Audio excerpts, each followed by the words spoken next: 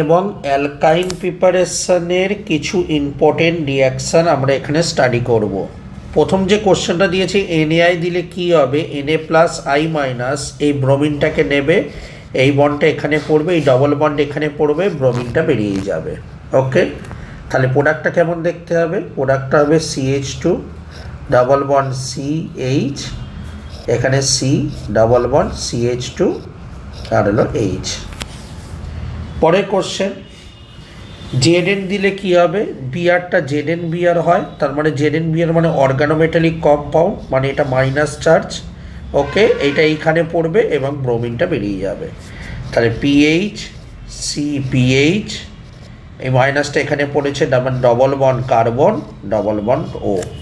ওকে, third question, এটাকে zinc দিলে কি হবে? একই রকমভাবে একটা ZnBr হবে, মানে এটা মাইনাস চার্জ হলো, অর্গানোমেটালিক কম্পাউন্ড মানে কার্বনের পার্টটা মাইনাস চার্জ, এই মাইনাসটা এইখানে পড়বে, এই CH3 গ্রুপটা মাইগ্রেট করে এই কার্বনে আসবে, এই ব্রোমিনটা বেরিয়ে যাবে। তার মানে এটা 1 নম্বর ঘটছে, এটা 2 নম্বর, 3 নম্বরে ব্রোমিন বেরিয়ে যাচ্ছে। তার মানে কি হচ্ছে? CH2 এই মাইনাসটা এখানে পড়ছে, তার মানে ডবল বন্ড CH আর CH3টা এখানে চলে এসছে। ওকে, পরে কোশ্চেন দেওয়া আছে KOH দিলে কি হবে?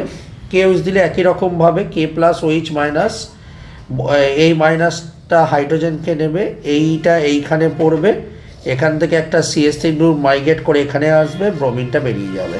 ওকে, তাহলে এটা 1 নম্বর হচ্ছে, এটা 2 নম্বর, এটা 3 নম্বর, এটা হচ্ছে 4 নম্বর। তাহলে কেমন দেখতে হচ্ছে? PHC ডবল বন্ড ছিল, আর একটা এই বন্ডটা এখানে পড়েছে, তার মানে এটা ট্রিপল বন্ড হয়েছে, আর এটা হলো PH। তারপরে কোশ্চেনটা আছে, এটা দিলে কি হবে? তাহলে আপ বন্ড এবং ডাউন বন্ডের মধ্যে যে কোনো একটা ZnBr হবে, ZnBr হলে এটা মাইনাস চার্জ, এই মাইনাসটা এখানে পড়বে, ব্রোমিনটা বেরিয়ে যাবে। তার মানে এখানে কি বন্ড হচ্ছে? এখানে ডবল বন্ড হচ্ছে। কোশ্চেন নাম্বার 6, কোশ্চেন নাম্বার 6-এ এখানে তোমার কাছে Zn দিলে কি হবে? তার মানে এটা Zn দিলে যেটা হবে, এটা ZnBr হবে, তার মানে এটা মাইনাস হবে, এটা এইখানে পড়বে, ব্রোমিনটা বেরিয়ে যাবে। তার মানে এইটা হবে তোমার কাছে প্রোডাক্ট। তারপরে কোশ্চেনটা দেওয়া আছে, এখানে Zn দিলে কি হবে? এখানে ZnBr হবে, তার মানে এটা হলো মাইনাস, এই মাইনাসটা এখানে পড়বে, আর ডাউনে থাকা OTS গ্রুপ, একটা ভালো লিভিং গ্রুপ, এটা বেরিয়ে চলে যাবে। নেক্সট কোশ্চেন, এইটার মধ্যে Zn দিলে কি হবে? Zn দিলে কি হবে? তার মানে এটা ZnBr তৈরি হবে, ZnBr তৈরি হলে এটা মাইনাস, এই মাইনাসটা এখানে পড়বে, এই ব্রোমিনটা বেরিয়ে চলে যাবে।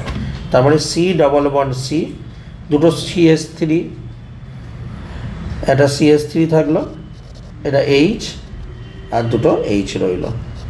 ওকে, তারপরে কোশ্চেনটা, এটাকে Zn দিলে কি হবে? তার মানে এটা কি হবে? জিঙ্ক, তার মানে কি হবে? এটা ZnBr হবে, ZnBr হলে কি হবে? এটা মাইনাস, মাইনাস হলে এটা এই বন্ডটা এখানে পড়বে, এটা বেরিয়ে চলে যাবে। তার মানে CH2 double bond C double bond CH2। ওকে, কোশ্চেন নাম্বার 10, এটাকে টার্সিয়ারি বিউটারি অক্সাইড দেওয়া হয়েছে, তার মানে এটা স্টেরিক এফেক্ট আছে বেশ, তার মানে কী হবে? হফম্যান এলিমিনেশন হবে। হফম্যান এলিমিনেশন কী হবে? লেস অ্যাসিডিক হাইড্রোজেন যেটা রয়েছে, মানে লেস স্টেরিক হাইড্রোজেনটাকে নেবে এবং এখান থেকে ব্রোমিন বেরিয়ে যাবে। তার মানে দেখতে কেমন হবে? এইটা ডবল বন্ড CH2। ওকে, এই ছিল কিছু আর যদি এটা উইক বেস, মানে যদি কম স্টেরিক বেস দিতাম তাহলে কি হতো? তাহলে মোর সাবস্টিটিউট যে হাইড্রোজেনটা এটাকে নিত, এটা এখানে পড়তো, তখন এটা বেরিয়ে যেত। ঠিক আছে, তখন কিন্তু এই প্রোডাক্টটা তৈরি হতো, খেয়াল রাখবে কিন্তু। ঠিক আছে, তার কারণ এইখানে দেখো আলফা হাইড্রোজেনের সংখ্যা বেশি, দেখো CH2 CH2 alpha alpha alpha, alpha hydrogen কটা হচ্ছে? 3টে 4টে 5টা 6টা 7টা। আর এই অবস্থা দেখো আলফা হাইড্রোজেন কটা হচ্ছে? CH2, এটা CH2, আলফা হাইড্রোজেন কটা হচ্ছে? 4টে। তাহলে মোর স্টেরিক বেস দিলে কী হবে? হফম্যান হবে, মানে লেস আলফা হাইড্রোজেন আছে এরকম ডবল বন্ড তৈরি করবে। ঠিক আছে, আর যদি মানে কম স্টেরিক বেস নিতে, মানে শুধু OH-, তাহলে বেশি আলফা হাইড্রোজেন আছে এরকম একটা কম্পাউন্ড তৈরি করতো। এটাকে কি বলা হতো? সেটজের প্রোডাক্ট। ক্লিয়ার হয়েছে? তো এই ছিল কিছু এলিমিনেশন রিঅ্যাকশনের উপর। পরবর্তী ভিডিওতে আরও কিছু কোশ্চেন নিয়ে আমরা ডিসকাস করব। এমন ধরনের কোশ্চেন আমাদের প্রায় সময় পরীক্ষায় আসে, ভালো করে প্র্যাকটিস করতে হবে।